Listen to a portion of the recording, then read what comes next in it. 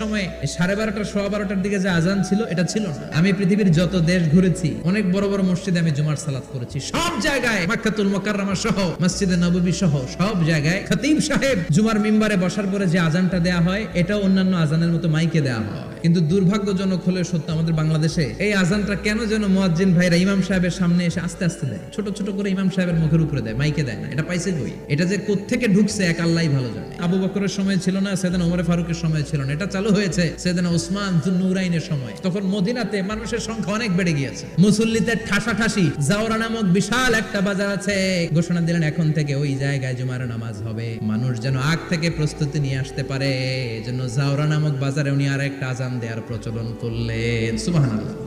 সেখান থেকে আজ অবধি আমরা এই অতিরিক্ত আজানটা দিয়ে থাকি। এটা নবীর সুন্নাত না, এটা সাহাবীর সুন্নাত। বিশ্ব নবীর সুন্নাহ মেনে নেওয়া যেমনি আবশ্যক, 4 খলিফার থেকে পাওয়া সুন্নাতগুলো মেনে নেওয়া আবশ্যক।